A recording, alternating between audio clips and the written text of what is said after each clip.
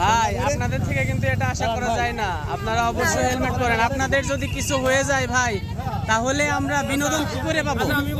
বিনোদন কি করে পাবো বলেন? অবশ্যই, কেন ঠিক না? কোনো সমস্যা না ভাই।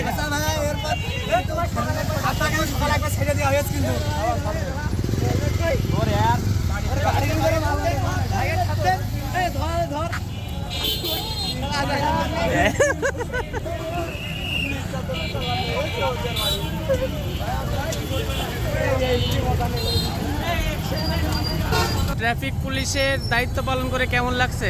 আসলে আমরা যেহেতু শিক্ষার্থী, তো আমরা তো দেশের ভবিষ্যৎই আমরাই মেরুদণ্ড। যেহেতু আমাদের এখন পুলিশ ভাইয়েরা নেই, তারা যেহেতু ট্রাফিকে নিয়ন্ত্রণ করতে পারছে না, তো সেই হিসাবে দায়িত্বটা তো আমাদেরই নিতে হবে, আমরা ছাড়া আর কে নেবে?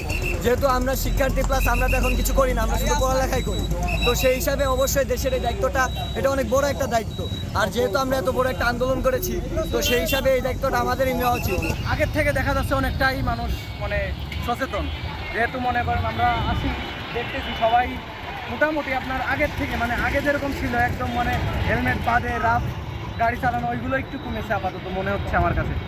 আর একটা বিষয়, যারা হচ্ছে ইজি বাইক এবং রিক্সা চালায়, তারা কিন্তু যেখানে সেখানে যত্র গাড়ি থামিয়ে ফেলে। এই বিষয়টা খেয়াল রাখতে হবে এবং তাদেরকে সচেতন করতে হবে। আপনারা কি তা করছেন? জি অবশ্যই, সেটা আমরা করতেছি। যেমন মাঝখানে অনেক সময় দাঁড়ায় পড়তেছে আমরা তাদের, তারপরে আপনার মোড়গুলোতে যেমন রাফ চালায় ওইগুলো আমরা নিয়ন্ত্রণ করতেছি। তো মোটামুটি সব কিছু দিয়েই আগের থেকে উন্নত।